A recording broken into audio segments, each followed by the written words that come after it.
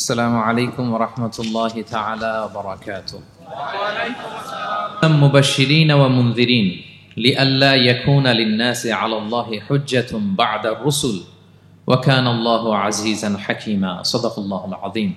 আজকের আলোচনার টপিক হচ্ছে আল্লাহ তাআলা কেন এই পৃথিবীতে রাসূল প্রেরণ করেছেন, রাসূল প্রেরণের উদ্দেশ্য কি, নবী রাসূলদের পরিচয় এবং তাদের বৈশিষ্ট্য, এগুলো নিয়ে আমি আজকে আলোচনা করব এবং নবী রাসূলদের জীবনী থেকে আমাদের আসলে শিক্ষা কি, লেসনটা কি লেসন আমরা নিতে পারি, এই টপিকটা নিয়ে আলোচনা করব। টপিকটা কি সবার কাছে ক্লিয়ার? প্রথমে আমরা উদ্ধার করবার চেষ্টা করি যে কেন আল্লাহ এত রাসূল পাঠালেন পৃথিবীতে, এর কারণটা কি। এর উত্তরটা আল্লাহ তাআলা খুব চমৎকার ভাবে সূরা নিসার 165 নম্বর আয়াতে আলোকপাত করেছেন, যে আয়াতটা দিয়ে আমি আলোচনা শুরু করেছি। আল্লাহ তাআলা বলছেন, রুসুলান মুবাশশিরিন ওয়া মুনযিরিন লিআল্লা ইয়াকুনা লিন-নাসি 'আলাল্লাহি হুজ্জাতুন বা'দা আর-রুসুল ওয়া কানা আল্লাহু আজিজান হাকীমা। অর্থাৎ আমি রাসূলগণকে সুসংবাদদাতা এবং সতর্ককারী রূপে পৃথিবীতে প্রেরণ করেছি। আমি আবারও বলছি, আল্লাহ বলেন আমি এই পৃথিবীতে রাসূলদেরকে সুসংবাদদাতা এবং সতর্ককারী রূপে পৃথিবীতে প্রেরণ করেছি, যাতে করে রাসূল আগমনের পরে আল্লাহর বিরুদ্ধে মানুষের আর কোনো অজুহাত না থাকে। ওয়া কানা আল্লাহু আজিজান হাকীমা। আর আল্লাহ তাআলা তিনি হচ্ছেন পরাক্রমশালী এবং মহাপ্রজ্ঞাময়। তাহলে উদ্দেশ্য আল্লাহ তাআলা ক্লিয়ার করলেন, কেন তিনি রাসূল পাঠালেন, যাতে মানুষের অজুহাত না থাকে। আল্লাহ তাআলা যদি রাসূল পৃথিবীতে বাণীবাহক হিসেবে প্রেরণ না করতেন, মানুষরা বলতো আল্লাহ আখিরাত বলে যে একটা কথা আছে এটা তো আমি বুঝি নাই, আল্লাহ মৃত্যুর পরে যে আবার জীবিত হইতে হবে এটা তো আমি শুনি নাই, আল্লাহ এই পৃথিবীতে আমি কি কি করেছি তার পাই টু পাই তোমার সুপ্রিম কোর্টের কাঠগড়ায় দাঁড়িয়ে যে বিচারের সম্মুখীন হতে হবে কেউ তো আমার কোনোদিন বলে নাই। এজন্য আল্লাহ বলেন আমি পৃথিবীতে রাসূল পাঠিয়েছি যাতে করে মানুষের কোনো এক্সকিউজ না থাকে। আচ্ছা বলেন তো, এখন কি কেউ আল্লাহরে বলতে পারবে আল্লাহ বিচার যে হবে এটা তো আমি জানি না? বলতে পারবে? আল্লাহ আখিরাত বলে যে একটা কথা আছে, পুনরুত্থান, পুনর্জীবিত হইতে হবে, আবার বিচারের সম্মুখীন হইতে হবে, জান্নাত জাহান্নাম আছে, এগুলো তো কোনোদিন আমি শুনি নাই। এই কথা, এই এক্সকিউজ তোলার কোনো সুযোগ কি আর আছে? No excuse will be granted that day, dear brothers and sisters. সেদিন কোনো এক্সকিউজ আল্লাহ তাআলা গ্রহণ করবেন না, কারণ আল্লাহ তাআলা রাসূলদেরকে প্রেরণ করেছেন, তারা আমাদেরকে বিস্তর বর্ণনা করে জানিয়ে গিয়েছে। এবং কেন রাসূলদেরকে প্রেরণ করেছেন আল্লাহ বলেন যে দুইটা প্রাইম রেসপন্সিবিলিটি দিয়ে আমি রাসূলদেরকে প্রেরণ করেছি। এক নাম্বার মুবাশশিরিন, তারা সুসংবাদদাতা, তারা আমাদেরকে জানিয়েছে এই পৃথিবীতে যদি আমরা ভালো কাজ করি, এক আল্লাহর ইবাদত করি, কারো হক নষ্ট না করি, তাহলে আমরা জান্নাতে যেতে পারবো। জান্নাতের সুসংবাদ তারা দেন। They are the bearer of glad tidings, they are the bearer of paradise. তারা জান্নাতের সুসংবাদদাতা। রাসূলদের দুই নাম্বার প্রাইম রেসপন্সিবিলিটি হচ্ছে মুনযিরিন, তারা সতর্ককারী। তারা আমাদেরকে এই মর্মে সতর্ক করেছেন যে এই পৃথিবীতে যদি আল্লাহর ইবাদত না করে শিরক করো, বেদাত করো, এই পৃথিবীর বুকে যদি ফাসাদ করো, যদি সীমা লঙ্ঘন করো, যদি অন্যের অধিকার নষ্ট করো, তাহলে তোমাদেরকে জাহান্নামের আযাব ভোগ করতে হবে, ঠিক কিনা? তাহলে দুইটা প্রাইম রেসপন্সিবিলিটি। রাসূলরা হচ্ছেন মুবাশশিরিন, সুসংবাদদাতা, জান্নাতের সুসংবাদ দিয়েছেন। তারা ভালো কাজ করলে জান্নাতে যাওয়া যাবে। পাশাপাশি তারা হচ্ছেন সতর্ককারী। কিসের সতর্ককারী? জাহান্নামের ব্যাপারে সতর্ককারী। এই পৃথিবীতে ফাসাদ করলে, আল্লাহ তাআলার অবাধ্য হলে জাহান্নামে যেতে হবে। এবং রাসূল পাঠানোর মধ্য দিয়ে আল্লাহ তাআলা এক্সকিউজ দেওয়ার সুযোগ বন্ধ করে দিয়েছেন। কোন এক্সকিউজ আর দেয়া চলবে না। তাহলে পৃথিবীতে কেন আল্লাহ তাআলা রাসূল পাঠালেন, এই পয়েন্টটা কি সবার কাছে ক্লিয়ার? আচ্ছা ক্লিয়ার, আমরা সামনের দিকে এগোই। এরপর আল্লাহ তাআলা বলেছেন এই পৃথিবীতে যত জাতি গোষ্ঠী আছে সব জাতির কাছে আমি রাসূল পাঠিয়েছি। ওয়া ইম মিন উম্মাতিন ইল্লা খালা ফিহা নাযীর। যত জাতি, যত নেশন এই পৃথিবীতে এসেছে, সব জাতিকে সতর্ক করবার জন্য, ইনস্ট্রাক্ট করবার জন্য, গাইড করবার জন্য আমি রাসূল পাঠিয়েছি। এমন কোন জাতি নাই যে জাতির মধ্যে আল্লাহ রাসূল পাঠায় নাই, সবাই রাসূল পেয়েছেন। এবং মজার ব্যাপার হচ্ছে they are the chosen and selected personality by Allah subhanahu wa ta'ala. রাসূলরা হচ্ছেন আল্লাহ তাআলার পক্ষ থেকে chosen এবং সিলেক্টেড। রাসূলদেরকে সিলেক্ট করেছে কে? আল্লাহ। তিনি বলেন ওয়া ইন্নাহুম ইনদানা লামিনাল মুস্তাফাইনাল আখিয়ার। নবীরা হচ্ছে আমার কাছে মনোনীত, আমি তাদেরকে মনোনীত করেছি এবং তারা হচ্ছে সর্বশ্রেষ্ঠ মানুষ। তার মানে এই আয়াত থেকে বোঝা গেল নবীরা সিলেক্টেড, তারা ইলেক্টেড না। ইলেকশন করে নবী হওয়া যায় না, নবী সিলেক্টেড এর মাধ্যমে হইতে হয়, সিলেকশনের মাধ্যমে। আর সিলেক্ট করেন কে? চুজ করেন কে? ইলেকশন করে নবী হওয়া যায়? আমরা পৃথিবীর সবাই মিলে যদি ভোট দেই, আল্লাহ আমরা সবাই ভোট দিলাম, এ হচ্ছে রাসূল, তাকে রাসূল হিসেবে আপনি কবুল করেন, হবে ইলেকশনে ভোট দিলে? আমাদের সাথে যদি ম্যানকাইন্ডের সাথে জিন কাইন্ডও যুক্ত হয়, জিনেরাও যদি বলে আল্লাহ আমরাও আছি, আমরাও দিলাম একটা করে ভোট, হবে রাসূল হবে? ফেরেশতারাও যদি যুক্ত হয়, ফেরেশতারাও যদি বলে, মানুষও ভোট দিল, জিনেরাও দিল, ফেরেশতারাও দিল, প্রত্যেকে একটা করেই দিল, ধরেন প্রত্যেকের ভোট গণনা করার পরে দেখা গেল বিশাল ভোট কাউন্ট হয়েছে, এখন তাদের এই ভোটের উপর ভিত্তি করে রাসূল হবে কেউ? হবে? কারণ নবী ইলেকশনে হওয়া যায় না, নবী হয় সিলেকশনে, আর সিলেক্ট করেন কে? আল্লাহু ইয়ালামু হাইসু ইয়াজআলু রিসালাতাহু, কাকে রাসূল বানাবেন, কাকে তিনি নবী হিসেবে অ্যাপয়েন্ট করবেন, এটা তিনিই জানেন। শুধুমাত্র কেবলমাত্র একমাত্র আল্লাহ তাআলা solely এটাকে কন্ট্রোল করেন। কেউ চাইলে কারো ভোটে, কারো ইলেকশনে নবী হওয়া যায় না। নবীরা হচ্ছেন selected, chosen personality by Allah সুবহানাহু ওয়া তাআলা। তাহলে নবীরা নির্বাচিত নন, ওনারা মনোনীত। নবীরা কি নির্বাচিত? নবীরা মনোনীত। এখন কতজন নবী রাসূল আল্লাহ তাআলা পাঠিয়েছেন? আল্লাহ তাআলা সুস্পষ্ট করে জানাননি কতজন। কিছু কিছু হাদিস থেকে পাওয়া যায় লক্ষাধিক রাসূল, নবী এবং রাসূল আল্লাহ তাআলা পৃথিবীতে পাঠিয়েছেন। কিন্তু কোরআন আল কারিমে এই লক্ষাধিক নবী রাসূলের সবার কথা আল্লাহ তাআলা আমাদেরকে শোনাননি। আল্লাহ তাআলা মাত্র 25 জন রাসূলের কথা আমাদেরকে শুনিয়েছেন। কতজন? 25 জনের কথা আল্লাহ তাআলা শুধু আমাদেরকে বলেছেন, বাকিদের কথা বলেন নাই। কতটুকু আমাদের বলা দরকার এটা আমাদের চেয়ে ভালো জানেন কে? আল্লাহ ভালো জানেন। আল্লাহ তাআলা ভালো জানেন কতটুকু আমাদেরকে জানাতে হবে। যত রাসূল তিনি পাঠিয়েছেন, যত নবী পাঠিয়েছেন, সবার কথা যদি আল্লাহ কোরআনে বলতেন, তাহলে কোরআন কি মাত্র 611 পৃষ্ঠার একটা বই হতো? 10 খণ্ড, 15 খণ্ড, 20 খণ্ড। তখন আমরা হাফেজ হতে পারতাম? হ্যাঁ, আমরা হাফেজ তরিকুল ইসলাম পাইতাম তখন? হ্যাঁ, তাকরিম পাইতাম?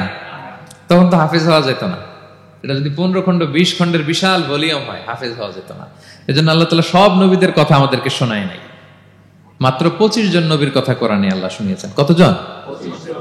আল্লাহ বলেন রুসুলান কদ কসাসনাহুম আলাইকা মিন ক্বাবলু ওয়া রুসুলান লাম নাকসুসহুম আলাইক। নবী হে, অনেক রাসূলের কথা আপনাকে শুনিয়েছি, আবার অনেক রাসূলের কথা আমি শোনাই নাই।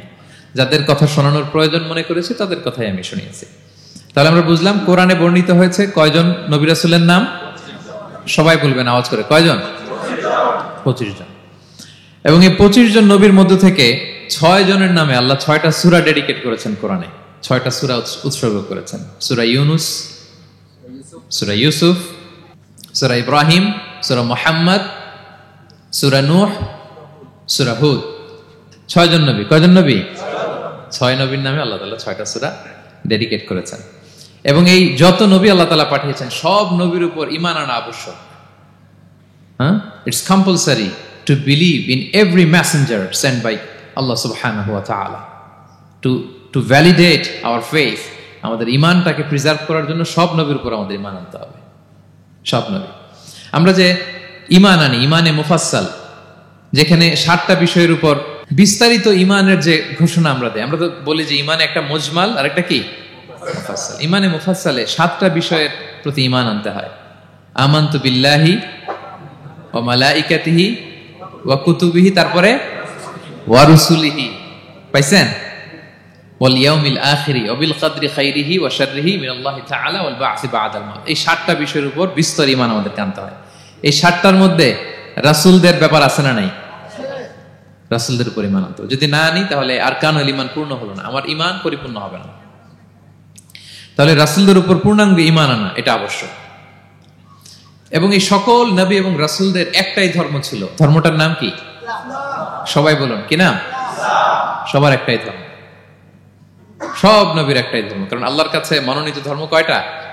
একটা। ইন্নাদ দীনা ইনদাল্লাহিল ইসলাম, আল্লাহর কাছে মনোনীত একটাই ধর্ম, সেটা হচ্ছে ইসলাম। এই যে ইহুদি বলে, নাসারা বলে, এগুলো ধর্ম না, এগুলো বংশ, গোষ্ঠী, জাতির নাম অনুসারে নামকরণ করা হয়েছে। যেমন নাসারা এসেছে, ঈসা আলাইহিস সালামের মা মারিয়াম ফিলিস্তিনের নাসিরিয়া শহরে জন্মগ্রহণ করেছেন। নাসিরিয়া, ওইখান থেকে আসছে নাসারা। ইয়াকুব আলাইহিস সালামের 10 ছেলে, এই 10 ছেলের মধ্যে থেকে এক ছেলের নাম হচ্ছে ইয়াহুদা। এই ইয়াহুদা থেকে এসেছে ইহুদি। কিন্তু সব নবীর ধর্ম একটা। আওয়াজ করে বলুন তো সবাই, সেটা কি? ইসলাম। সবার ধর্ম একটা ছিল ইসলাম। বিষ্ণু ইসলাম বলেন ওয়াল আম্বিয়াউ ইখওয়াতুন লিআল্লাতিন, সেই বুখারীর বর্ণনা, নবীগণ হচ্ছে একে অন্যের বৈমাত্রেয় ভাইয়ের মতো। বৈমাত্রেয় ভাই মানে মা ভিন্ন কিন্তু বাবা এক, এরকম হয় না? ধরেন আমার বাবা যদি একাধিক বিয়ে করে, তো প্রত্যেক স্ত্রী গর্ভে যদি সন্তান আসে, তো আমরা সবাই তো ভাই, কি বলেন? কিন্তু মা ভিন্ন। মা কি?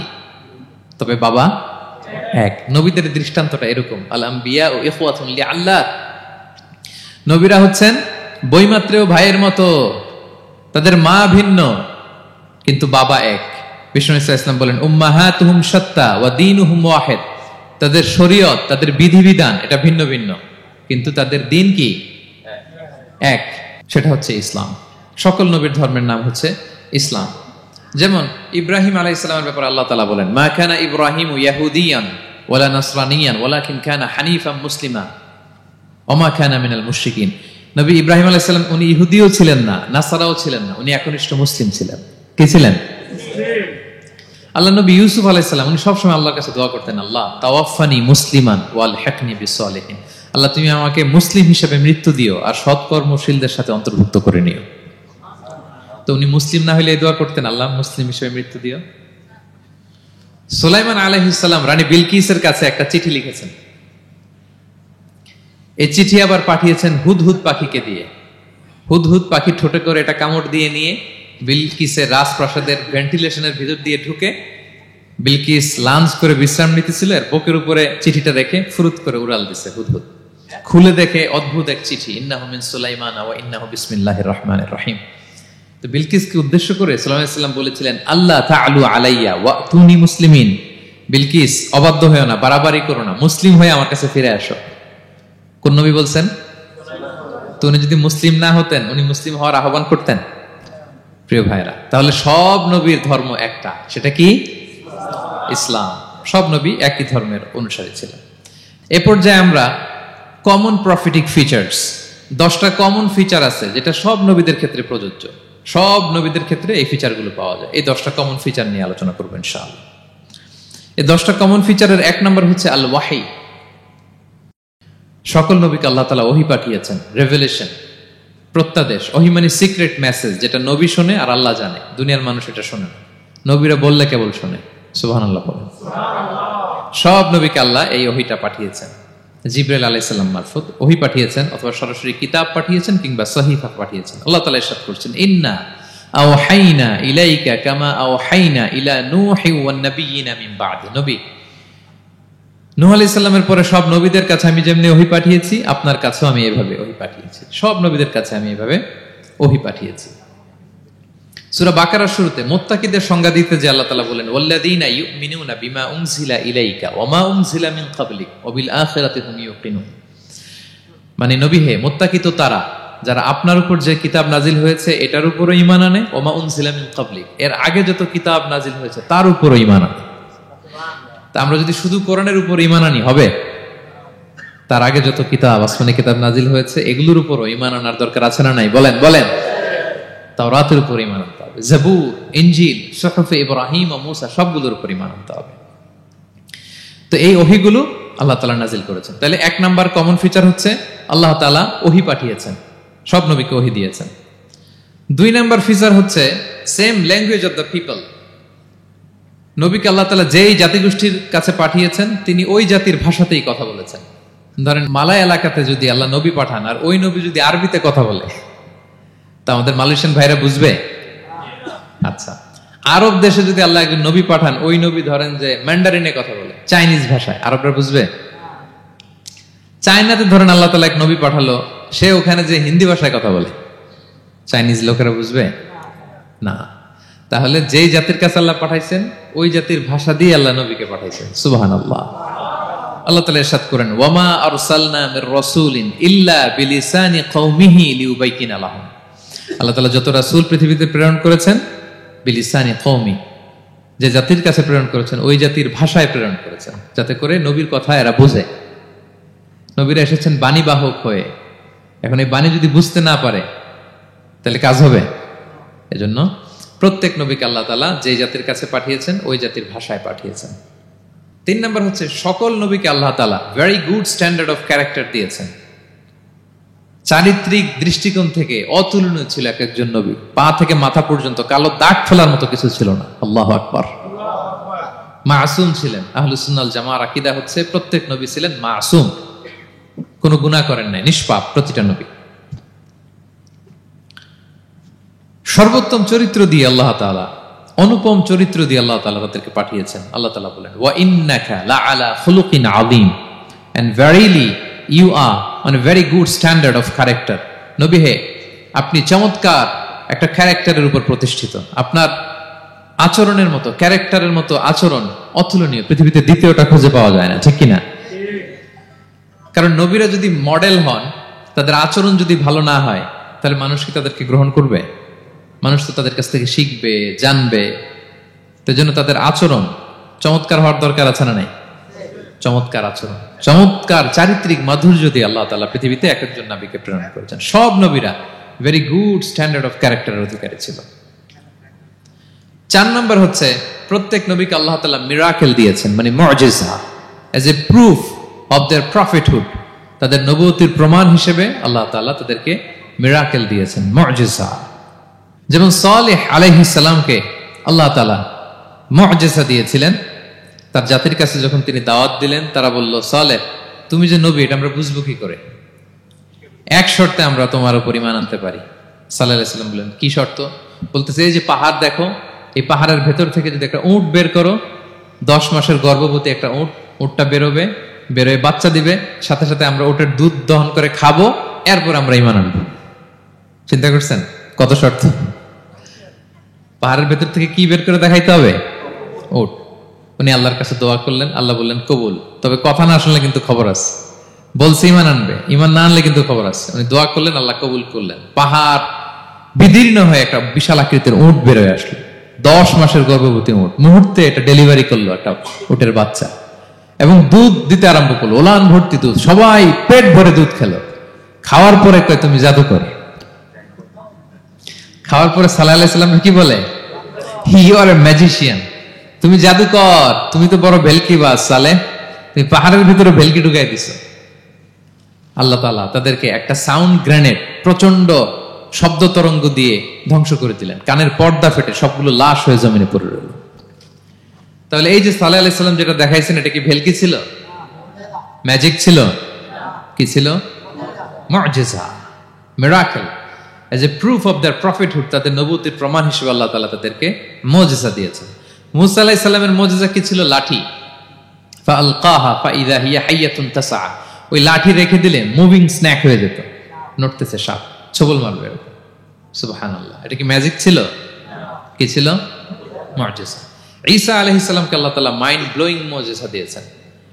অন্ধ ব্যক্তির চোখে হাত বুলিয়ে দিলেই দৃষ্টিশক্তি ফিরে পেত। ধবল রোগী, কুষ্ঠ রোগীর গায়ে টাচ করে দিলে স্কিন পরিষ্কার হয়ে যেত। মৃত ব্যক্তিকে দাঁড়াতে বললে মুহূর্তে দাঁড়িয়ে যেত। কুম বিইযনিল্লাহ, আল্লাহর আদেশে দাঁড়াও বললে লাশ জীবিত হয়ে দাঁড়িয়ে যেত। বেলকিবাজি ছিল এটা? কি ছিল? বিষ্ণু ঈসা ইসলাম দাওয়াত দিচ্ছেন কুরাইশদেরকে, ওরা মানে না। বিষ্ণু নবী পাগল পড়া, বললেন, আচ্ছা বলো কুরাইশের লোকেরা কি বললে বিশ্বাস করবে যে আমি সত্য নবী? কি বললে বিশ্বাস করবে? তারা বলল, মুহাম্মদ ওই যে আকাশের চাঁদ, এটার 2 ভাগ করে দেখাইতে বললে বিশ্বাস করবো তুমি সত্য নবী। কি আবদার দেখছেন?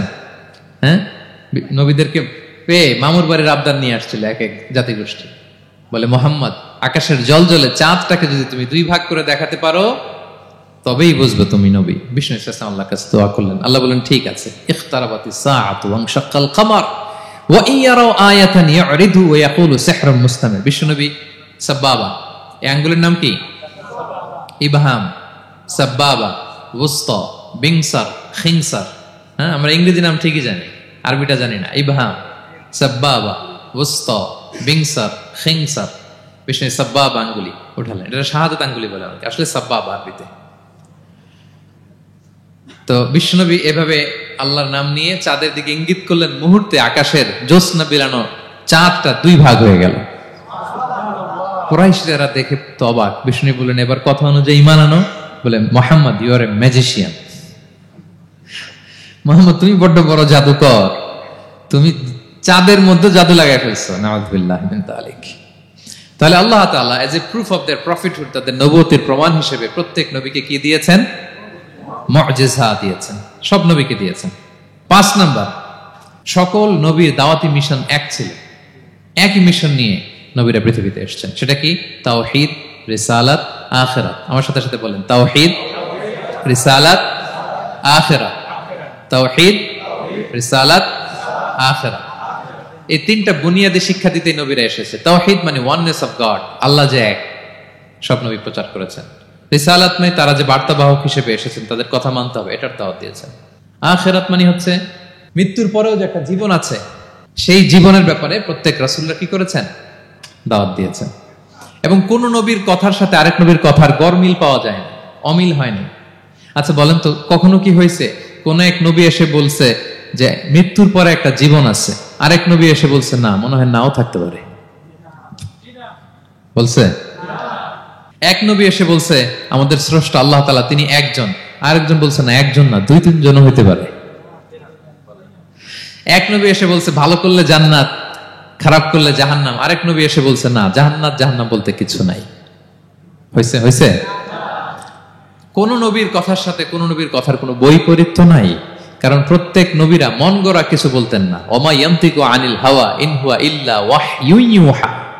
নবীরা কথা বলতেন একটা হেডকোয়ার্টার থেকে তথ্য পেয়ে। ওই হেডকোয়ার্টারটা কার?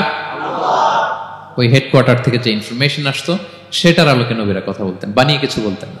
সব নবীরা দাওয়াত দিয়েছেন, ইয়া কওমি ইবুদুল্লাহ মা লাকুম মিন ইলাহিন গায়রু। হে আমার জাতির লোকেরা, এক আল্লাহর ইবাদত করো, আল্লাহ ছাড়া অন্য কারো ইবাদত করো না। সব নবীরা বলেছেন ইন্নী লাকুম রাসূলুন আমিন, নিশ্চয় আমি তোমাদের কাছে বিশ্বস্ত রাসূল হিসেবে প্রেরিত হয়েছি। সব নবীরা বলেছেন ইয়াউমা লা তামলিকু নাফসুন লিনাফসিন শাইআ ওয়াল আমরু ইয়াউমা ইযিল লিল্লাহ। এমন এক দিনের মুখোমুখি হতে হবে কেউ কারো উপকার করতে পারবে না। নেতা কর্মীর উপকারে আসবে না, কর্মী নেতার উপকারে আসবে না, পীর সাহেব মুরিদের উপকারে আসবে না, মুরিদ পীর সাহেবের উপকারে আসবে না, হাজবেন্ড ওয়াইফের কিছু করতে পারবে না, ওয়াইফ হাজবেন্ডকে কিছু করে দিতে পারবে না। দিনটা বড্ড ভয়ঙ্কর। সব নবীর এই তিনটা দাওয়াত দিয়েছেন, তাওহীদ, রিসালাত, আখিরাত। তার মানে সব নবীর দাওয়াতি মিশন এক, এক অভিন্ন দাওয়াতি মিশন নিয়ে তারা পৃথিবীতে এসেছেন। 6 নাম্বার, এই পৃথিবীতে যত রাসূল এসেছে, নবী এসেছে, তারা প্রত্যেকে মানুষ ছিলেন। কি ছিলেন? নাকি জিন ছিল? ফেরেশতা? প্রেরিত সব নবীরা কি ছিল? মানুষ ছিল। মক্কার কুরাইশরা বলতো মালি হাযা রাসূলি ইয়াকুলু আত-তাআমা ওয়া ইয়ামশি ফিল আসওয়াক। ব্যাপার কি, মুহাম্মদ আবার কেমনে রাসূল হয়?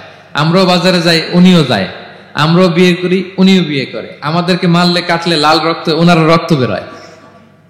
তো তারা চাচ্ছিল, তারা বলতেছিল যে মানুষ না দিয়ে আল্লাহ যদি ফেরেশতা পাঠাইতো নবী হিসেবে, তাইলেই না ভালো হইতো। তালবাহান, এটার কি বলে? ফেরেশতা পাঠালে কি বলতো জানেন? ফেরেশতা পাঠালে বলতো ফেরেশতাদের তো ক্ষুধা লাগে না, এরা বুঝবে কি আমাদের কষ্ট? ফেরেশতাদের তো জৈবিক চাহিদা নাই, এরা কেমনে বুঝবে? ফেরেশতাদের তো খারাপ কাজ করার প্রবণতা, টেন্ডেন্সি নাই।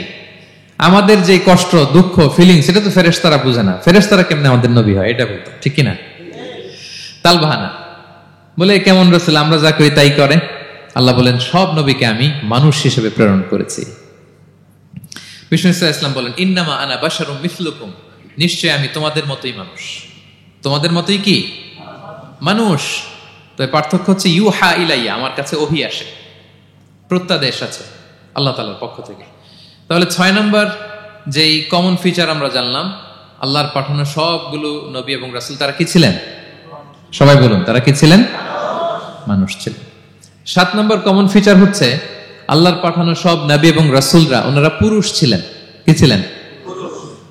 কোন নবী কি নারী ছিল বলেন তো? হ্যাঁ, নারী নবী আছে? নাই। নবী হওয়ার জন্য ম্যাসকুলিনিটি শর্ত, পুরুষ হওয়া শর্ত। কারণ নবীকে অনেক বড় বড় জিনিসের নেতৃত্ব দিতে হবে, মাঝে মাঝে মিলিটারি তৈরি করতে হবে, লিডারশিপ লাগবে, যুদ্ধ পরিচালনা করতে হবে। নারীদের পক্ষে এটা সম্ভব? কঠিন। আমাদের বোনদের অনেক ধরনের দুর্বলতা আছে, তাদের মাসে কিছুদিন তারা আল্লাহর আদেশে অসুস্থ থাকে, ঠিক কিনা? পিরিয়ড তাদের চলে, ওই সময় সালাত পড়তে পারে না, অনেক প্রতিবন্ধকতা তাদের আছে। বাচ্চা যদি ধারণ করে পেটে 9 মাস, ওনারা অসুস্থ। শেষের মাসগুলোতে তো কঠিন, জটিল অবস্থা। বাচ্চা ডেলিভারির পরেও 40 দিন ব্লিডিং আছে না নাই? তাহলে অনেক ধরনের জটিলতা আল্লাহ তাআলা ওনাদের দিয়েছেন। এজন্য আল্লাহ তাআলা নবুয়তের গুরু দায়িত্ব, এটার জন্য আল্লাহ তাআলা পুরুষদেরকে সিলেক্ট করেছেন। আলহামদুলিল্লাহ বলেন। তাহলে যত নবী এবং রাসূল পৃথিবীতে এসেছিল ওনারা পুরুষ ছিল। আল্লাহ বলেন, ওয়ামা আরসালনা মিন ক্বাবলিকা ইল্লা রিজালান নূহি ইলাইহিম। নবী হে মুহাম্মদ, আপনার আগে যত নবী এবং রাসূলকে আমি পৃথিবীতে প্রেরণ করেছি তাদেরকে পুরুষ হিসেবে প্রেরণ করেছি, কোন নারীকে আমি নবুয়তের মর্যাদা দেই নাই। 8 নাম্বার, প্রত্যেক নবীকে আল্লাহ তাআলা একটা গ্রুমিং, একটা ট্রেনিং সেশনের মধ্য দিয়ে নিয়েছেন। সেটা কি? সেটা হচ্ছে সবাইকে আল্লাহ তাআলা শেফার্ড হিসেবে কাজ দিয়েছিলেন, রাখাল হিসেবে। পৃথিবীর সব নবীরা ছাগল চড়াতেন, সব, আদম আলাইহিস সালাম থেকে শুরু করে বিষ্ণু ইসা ইসলাম পর্যন্ত। সুবহানাল্লাহ পড়বেন না?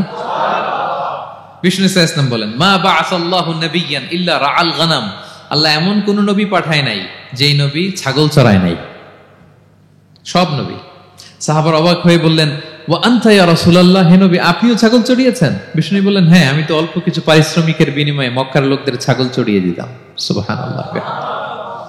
কেন সব নবীকে দিয়ে আল্লাহ ছাগল চড়ালেন? এই ট্রেনিং সেশন, গ্রুমিং সেশন কেন? কারণ ছাগলকে একসাথে বসানো কঠিন।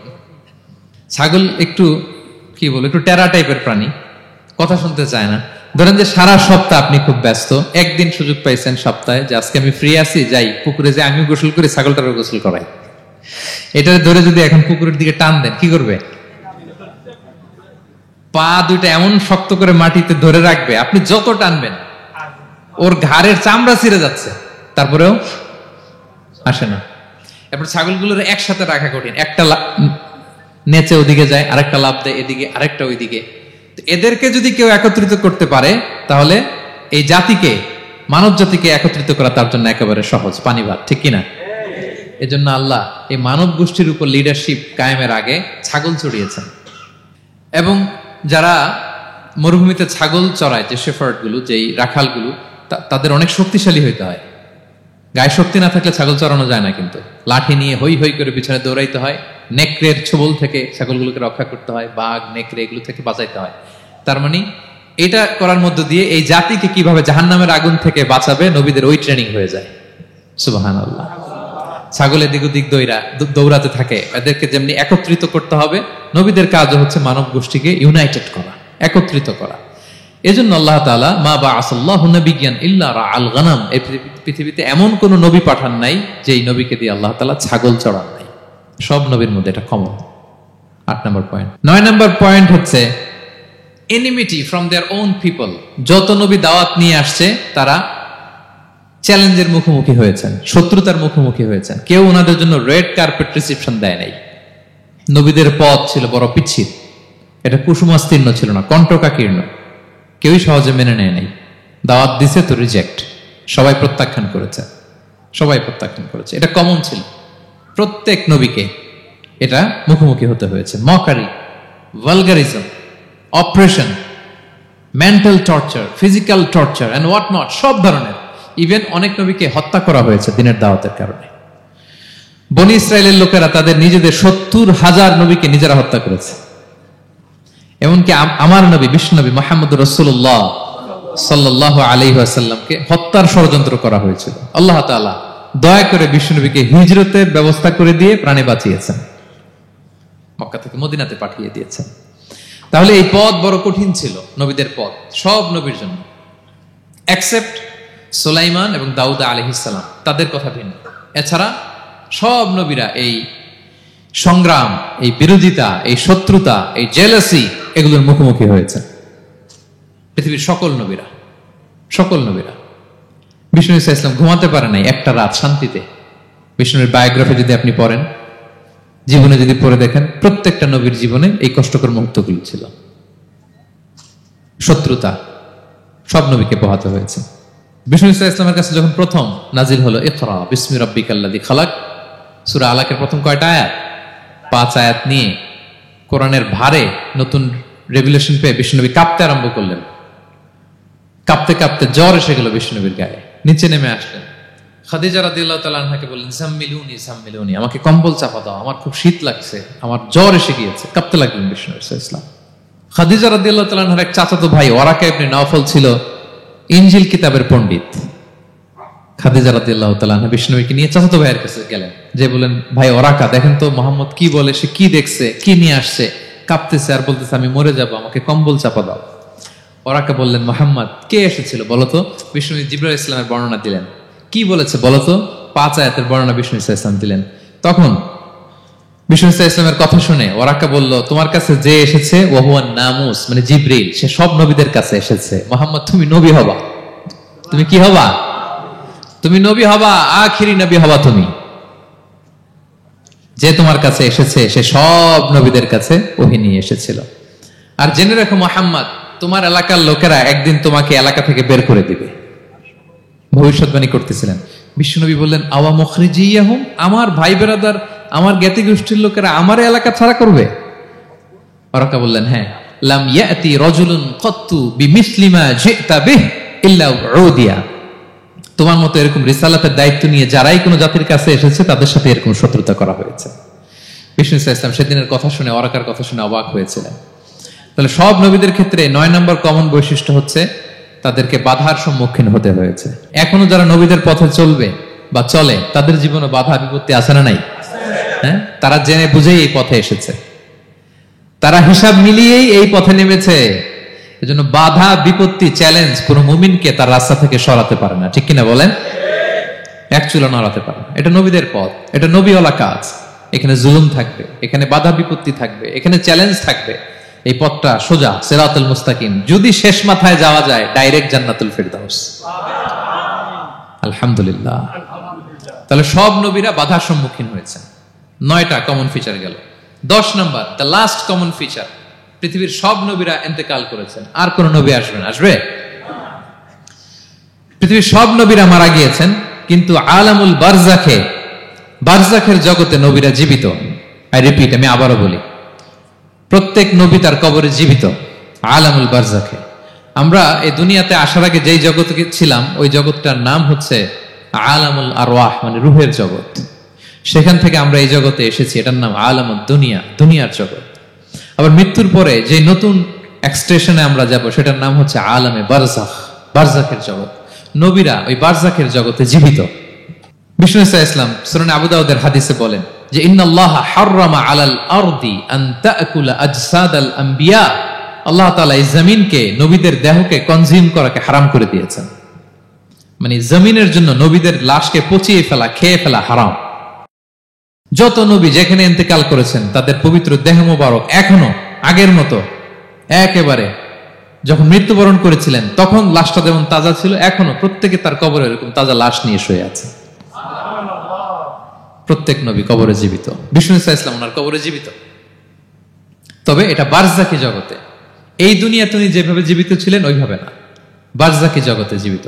আমরা যখন প্যারা নবীর উপর সালাম পৌঁছাই, দুরুদ পড়ি, প্রত্যেক ফেরেশতা, একটা ফেরেশতা আছে এই দুরুদগুলোকে নিয়ে বিষ্ণুনবীর কাছে পৌঁছায়। আপনার বাবার নাম, আপনার নাম বলে ফেরেশতা বলে যে অমুকের ছেলে অমুক আপনাকে সালাম দিয়েছে। বিষ্ণুনবী কবর থেকে নিজে ওই সালামের উত্তর বলে, কারণ বিষ্ণু ইসলাম বারজাকের জগতে তিনি জীবিত। হায়াতুন নবী, বারজাকের জগতে তিনি জীবিত।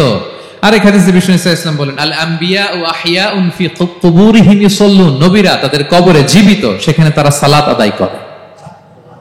নবীরা তাদের কবরে কি করে? সালাত আদায় করে। তাহলে এই 10টা হচ্ছে কমন ফিচার্স এবং প্রফিটস। সব নবীদের মধ্যে এই বিষয়গুলো পাওয়া যায়। সর্বশেষ পয়েন্ট হচ্ছে lessons from the life of the profits. এত নবী রাসূল আল্লাহ তাআলা আমাদের হেদায়েতের জন্য পাঠালেন, তাদের জীবনী থেকে আমাদের জন্য শিক্ষা কি, লেসন কি, এটা জানার দরকার আছে না নাই? বলেন, কি লেসন আমরা নিব? অনেক লেসন আছে।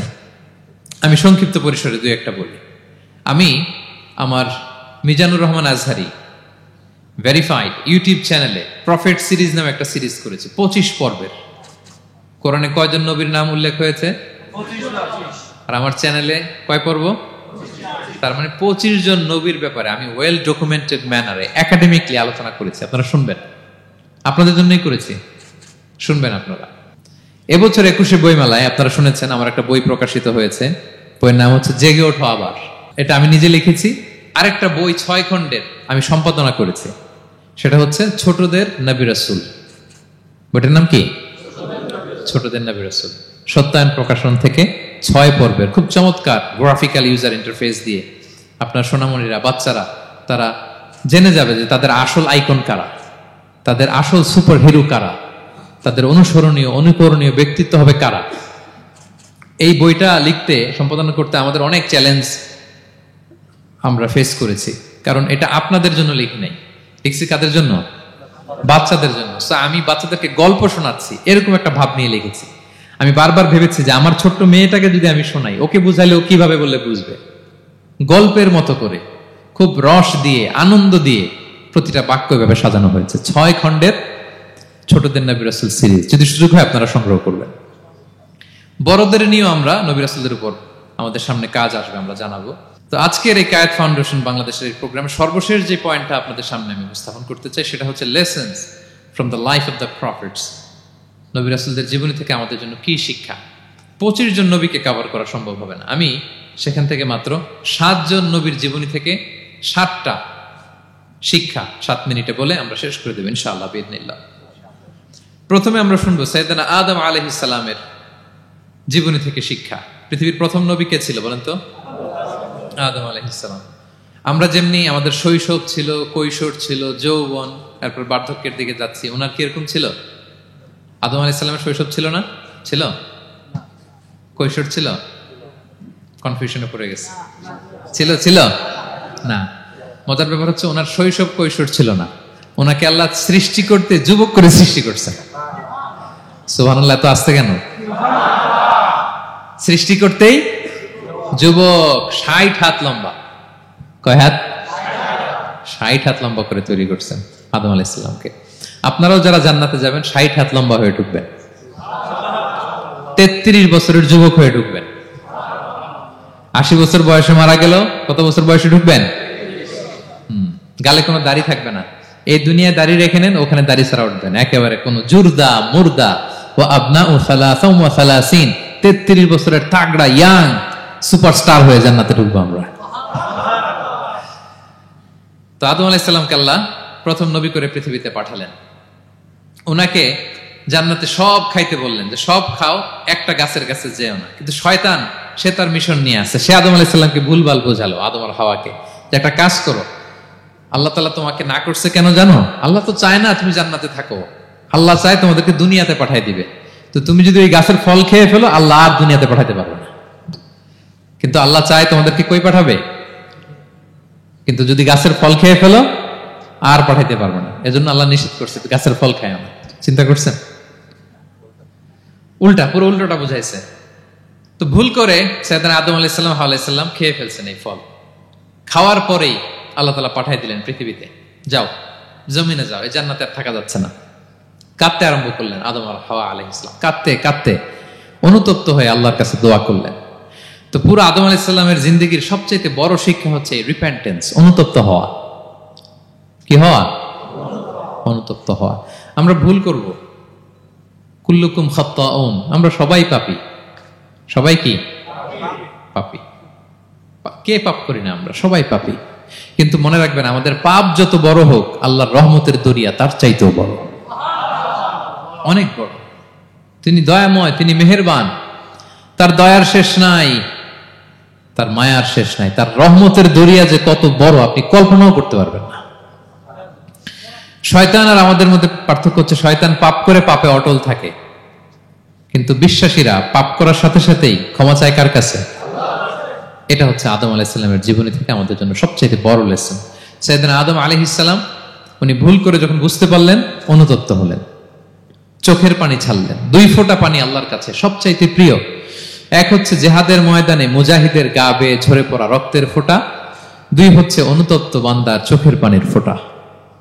অনুতপ্ত বান্দা নিজের ভুল স্বীকার করে মাথাটা নিচু করে চোখের পানি ছেড়ে দিয়ে যখন আল্লাহর কাছে কাঁদে, তার চোখের পানি চোখ বেয়ে নাকের ডগা বেয়ে জমিনে ড্রপ করার আগেই আল্লাহ তার সব গুনাহ মাফ করে দেয়। সাইয়েদনা আদম আলাইহিস সালাম কাঁদতে আরম্ভ করলেন, কাঁদতে কাঁদতে অনুতপ্ত হয়ে দোয়া করলেন, রব্বানা যালামনা আনফুসানা ওয়া ইল্লাম তাগফির লানা ওয়া তারহামনা লানাকুনান্না মিনাল খাসিরিন। রব্বানা, হে আমাদের রব, যালামনা আনফুসানা, আমরা আমাদের নফসের উপর জুলুম করেছি, ভুল করেছি, অন্যায় করেছি, অপরাধ করেছি। ওয়া ইল্লাম তাগফির লানা, আল্লাহ তুমি যদি ক্ষমা না করো, তুমি যদি মাফ না করো, লানাকুনান্না মিনাল খাসিরিন, আল্লাহ আমরা ধ্বংস হয়ে যাব, আমরা ক্ষতিগ্রস্ত হয়ে যাব, আমরা লুজার হয়ে যাব। এই বাক্যগুলো বলে বলে যখন আল্লাহ তাআলার কাছে দোয়া করলেন, আল্লাহর রহম হলো। আল্লাহ দয়া করে সাইয়েদনা আদম আর হাওয়া আলাইহিস সালামকে ক্ষমা করে দিলেন।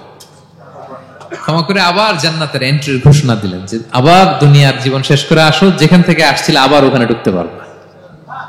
তাহলে আদম আলাইহিস সালামের জীবন থেকে আমরা যে লেসনটা পাই সেটা কি ভাই?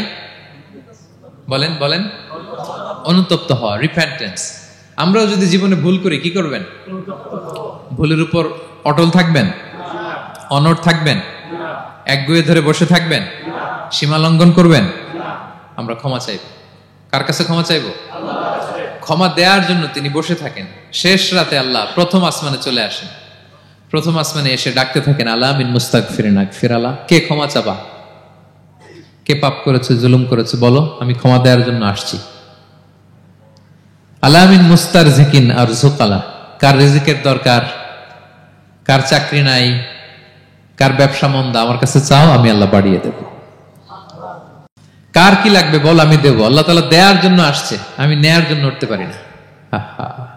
আমরা যেন আল্লাহ তাআলার কাছে চাই বেশি বেশি, এবং ভুল করলে যেন আমরা অনুতপ্ত হই। ভুল করলে আমরা কি হব? সাইয়েদনা আদম আলাইহিস সালামের জীবন থেকে আমরা এটা শিখলাম। 2 নম্বরে সাইয়েদনা নূহ আলাইহিস সালামের লাইফ থেকে আমরা কি শিখি? ওনার লাইফ থেকে আমরা শিখি হচ্ছে কনসিস্টেন্সি, মানে লেগে থাকা।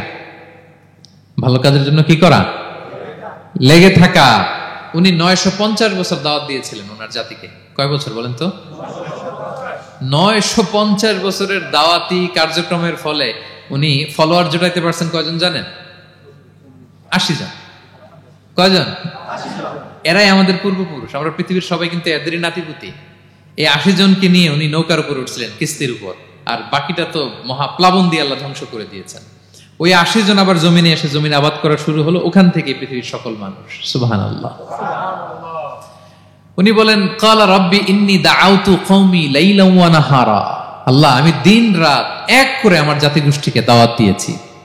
ফালাম ইয়াজিদহুম দুআই ইল্লা ফিরারা, কিন্তু আমারে দেখলে লোকগুলো ভেগে ভেগে যায়। আর কি করে? আমার কথা যেন শুনতে না হয়, এরা কানে আঙ্গুল দিয়ে রাখে আর মুখে কাপড় পেঁচিয়ে রাখে। নূহ আলাইহিস সালাম তারপরও থামতেন না, কন্টিনিউয়াস দাওয়াতি কাজ। লোকজন নূহ আলাইহিস সালামকে পিটিয়ে আধামরা করে কাঁথা দিয়ে পেঁচিয়ে পাহাড়ে রেখে আসতেন। ওইখান থেকে এসে নূহ আলাইহিস সালাম আবার দাওয়াত দিতে শুরু করতেন। What a consistency! কিভাবে লেগেছিলেন! 950 বছর তিনি দাওয়াত দিয়েছেন, মাত্র 80 জন ফলোয়ার হয়েছিল। তাহলে আমরা অল্প দাওয়াতি কাজ করেই আমরা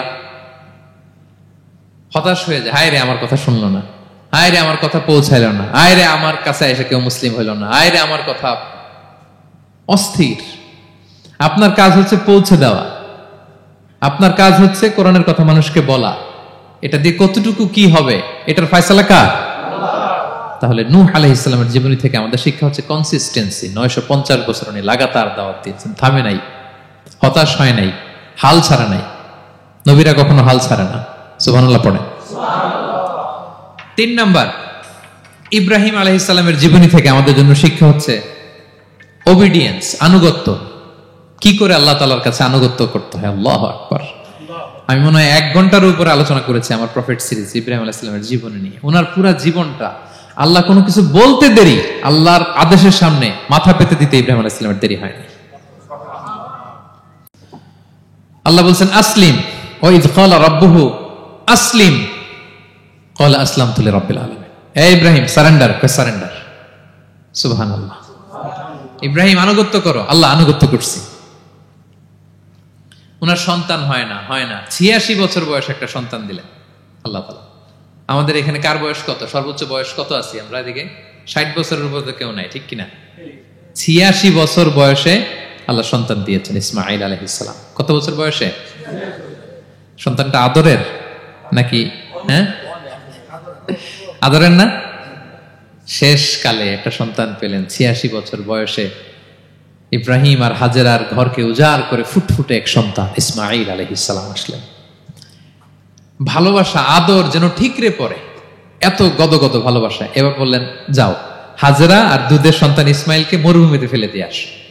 বলতে দেরি, রেখে আসতে দেরি নেই। এটাই হচ্ছে ইব্রাহিম আলাইহিস সালামের আনুগত্য। দুধুমরু প্রান্তরে হাজেরা আর ইসমাইল আলাইহিস সালামকে রেখে আসলেন, চলে আসলেন। বুকটা ফেটে চৌচির, 86 বছর বয়সে একটা সন্তান পেলাম, দুধের বাচ্চা, আমার স্ত্রী সহ মরুভূমিতে রেখে আসলাম। রেখে আবার থাকাও যাবে না, যাও তুমি ফিলিস্তিনে, এরা থাকবে মক্কায়, মরুভূমির মাঝখানে। পরে আল্লাহ জুরহুম কওমের মাধ্যমে এদেরকে পানি, জামজাম অনেক কিছু দিলেন। লম্বা ঘটনার দিকে যাচ্ছে। এরপর হৃদয় যখন ফেটে চৌচির হয়ে যায়, তখন আল্লাহ তাআলা বলেন, ঠিক আছে যাও, যা একটু ছেলেরা দেখে আসো। এবার যে দেখে ছেলেরা আরো মায়া লাগে, কারণ একটু বড় হয়েছে তো, এবার দৌড়াইতে পারে, হাঁটতে পারে। সুবহানাল্লাহ বলেন। এবার যখন দৌড়াইতে পারে, হাঁটতে পারে, আব্বু আব্বু বলে ডাকতে পারে, মায়াটা যখন একটু গাঢ় হয়েছে, আল্লাহ বলে এবার ছেলেরা জবাই কর। দেখছেন কি পরীক্ষা? 86 বছর বয়সে সন্তান পেল, রেখে আসলো মরুভূমিতে, একটু বড় হইল, দেখা করতে গেল, এবার বলে জবাই করো। জবাই করো বলতে দেরি, ছুরি চালাতে দেরি হয়নি। কুরবানির ইতিহাস লম্বা, ইতিহাস দিকে যাব। এরপরে আল্লাহ কবুল করলেন। এরপরে বললেন, বাপ বেটা মিলে মরুভূমির মধ্যে ঘেমে ঘেমে একটা ঘর বানাও। এরপরে ঘোষণা দাও মানুষকে, যেটা আমার ঘর। বাপ বেটা মিলে কষ্ট করে একটা ঘর বানালেন। এবার বললেন, আজান দাও, ঘোষণা দাও, সবাই যেন এখানে আসে। আল্লাহ কারে ঘোষণা দিব? কেউ তো নাই। বলতেছে, তুমি ঘোষণা দাও, এই ঘোষণার শব্দ পৃথিবীর সব মানুষের কর্ণকুহরে আমি আল্লাহ নিজ দায়িত্বে পৌঁছে দেব। আমরা যারা রুহের জগতেও তখনও ছিলাম, যারা লাব্বাইক বলতে পেরেছি, তাদের ঠিকই নসিবে ওই কাবা ঘর জিয়ারতের নসিব হয়ে যাবে। উনি ঘোষণা দিলেন, দেখেন কেউ নাই, ধুধুমরু প্রান্তর। আজকের মক্কাকে কল্পনা করেন তো কি অবস্থা। এই রমজানের লাস্ট 10 days অফ রমাদান আপনি জায়গা পাবেন? হজের চেয়েও বেশি মানুষ। কিভাবে আল্লাহ কবুল করেছেন, কিভাবে আনুগত্য, সাবমিসিভনেস, নিজেকে আল্লাহর কাছে পুরো সুপর্দ করা, এর নমুনা সাইয়েদনা ইব্রাহিম আলাইহিস সালাম পেশ করেছেন। তাহলে সংক্ষিপ্ত কথা হচ্ছে, আল্লাহ নবী ইব্রাহিম আলাইহিস সালামের জীবনী থেকে আমাদের জন্য শিক্ষা হচ্ছে অবিডিয়েন্স, আনুগত্য। কিভাবে আল্লাহর আদেশের সামনে মাথা পেতে দিতে হয়। পারা যাবে তো? হ্যাঁ, ওই ইব্রাহিম আলাইহিস সালামের রক্ত আমাদের দেহে বহমান। আমরাও নবী ইব্রাহিমের উত্তরসূরি। নবী ইব্রাহিমের আলাইহিস সালামের মতো আমরাও ইসলামের জন্য জীবন বিলিয়ে দেওয়ার দরকার আছে না নাই? বলেন বলেন। শক্ত পদে আমাদেরকেও এরকম স্যাক্রিফাইসের মেন্টালিটি অর্জন করতে হবে। অবিডিয়েন্স, আনুগত্যের শিক্ষা আমরা নবী ইব্রাহিম আলাইহিস সালামের কাছ থেকে পাই। 4 নম্বর, ইয়াকুব আলাইহিস সালাম, ওনার জীবনী থেকে শিক্ষা হচ্ছে পেশেন্স, ধৈর্য। আমাদের অনেকের ধৈর্য নাই, আমরা অস্থির, অল্পতে ধৈর্য হারাই ফেলি।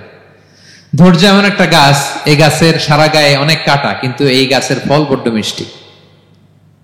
ধৈর্য এমন একটা গাছ, গাছের সারা গায়ে কি, কিন্তু ফলটা। ইয়াকুব আলাইহিস সালামের কলিজার টুকরা ইউসুফ আলাইহিস সালামকে ভাইয়েরা মেরে আহত করে কুয়ায় ফেলে দিছে। কুয়া থেকে নিয়ে মিশরে বিক্রি করে দিছে। এখন এতিম হয়ে আরেক জায়গায় থাকে। বাবার কলিজা ফেটে যায়, ছিঁড়ে যায়, কিন্তু কাউরে বিচার দেয় না, কাউরে কিছু বলে না। উনি বলে, ইন্নামা আশকু বাসি ওয়া হুজনি ইলাল্লাহ, আমার দুঃখ, কষ্ট, মনের জ্বালার যন্ত্রণা আমি একজনের বলি, তিনি কে? আল্লাহ। ধৈর্য ধারণ করলেন। প্রাপ্তবয়স্ক অবস্থায় ওনার ছেলে বানিয়ামিন, তাকেও হারালেন। আবার বলে, আমি কাউরে বিচার দিই না, একজনের বলে, তিনি কে? আল্লাহ। এই 2 ছেলের শোকে কাঁদতে কাঁদতে অন্ধ হয়ে গেলেন। আল্লাহু আকবার। সাইয়েদনা ইয়াকুব আলাইহিস সালাম একবার ধৈর্য হারা হন নাই। তাহলে আল্লাহ নবী ইয়াকুব আলাইহিস সালামের জীবনী থেকে আমাদের জন্য শিক্ষা হচ্ছে পেশেন্স। বিপদে আমরা কি ধরবো? ধৈর্য ধারণ করব। 5 নম্বরে, ইউসুফ আলাইহিস সালামের জীবনী থেকে আমাদের শিক্ষা হচ্ছে, he is the archetype of good character, উন্নত চরিত্রের মডেল। আমার যুবক ভাইয়েরা, কায়েদ ফাউন্ডেশন বাংলাদেশের আজকের ইফতার প্রোগ্রামে যুবক যারা এসছো, তোমাদের জন্য শিক্ষা, আর্কিটাইপ অফ গুড ক্যারেক্টার, চরিত্র কিভাবে হেফাজত করতে হয়, এর মডেল, প্রেরণার বাতিঘর। তাগড়া যুবক, পৃথিবীর সবচেয়ে সুন্দর পুরুষ ইউসুফ আলাইহিস সালাম। তাকে দেখে ওই সময়ের আরেক বিশ্ব সুন্দরী জুলাইখা প্রেমে মাতোয়ারা, গোপন কক্ষে নিয়ে প্রেম নিবেদন করেছে। বলেছে, ইউসুফ কাক পক্ষে টের পাবে না। আল্লাহ নবী ইউসুফ আলাইহিস সালাম এটাকে প্রত্যাখ্যান করলেন। জোরাজুরি করলো, প্রত্যাখ্যান করলেন। মারধর করা হলো, প্রত্যাখ্যান করলেন। সবশেষে আলটিমেটাম দিল, যদি আমার কথা মতো না চলো জেলখানায় ভরবো। উনি বললেন, ক্বালা রাব্বি সিজনু আহাব্বু ইলাইয়া মিম্মা ইয়াদউনানি ইলাই। আল্লাহ, এই পাপের কাজের চেয়ে জেলখানায় আমার জন্য ভালো। বিনা অপরাধে, বিনা দোষে 1 যুগ মিথ্যা অপবাদে কারাবন্দী ছিলেন সাইয়েদনা ইউসুফ আলাইহিস সালাম। তারপরেও চরিত্রের ব্যাপারে 1 বিন্দু কম্প্রোমাইজ করেন। যুবক ভাইরা, চরিত্র বড় দামি সম্পদ। সম্পদ গেলে সম্পদ আসে, স্বাস্থ্য গেলে স্বাস্থ্য আসে, একবার চরিত্র নষ্ট হলে ওই চরিত্র আর ফিরে পাওয়া যায় না।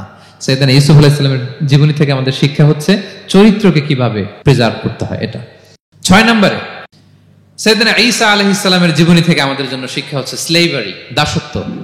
কারণ আমরা সবাই গোলাম একজনের, বলেন তো কার গোলাম? আল্লাহর গোলাম। কিন্তু ওনার সব উম্মতেরা মানে খ্রিস্টানরা তাকে বলে সান অফ গড, উনি নাকি আল্লাহর সন্তান। নাউজুবিল্লাহ পড়েন। ওনার মা ম্যারি মানে মারিয়াম আলাইহিস সালাম নাকি আল্লাহর স্ত্রী, নাউযুবিল্লাহ।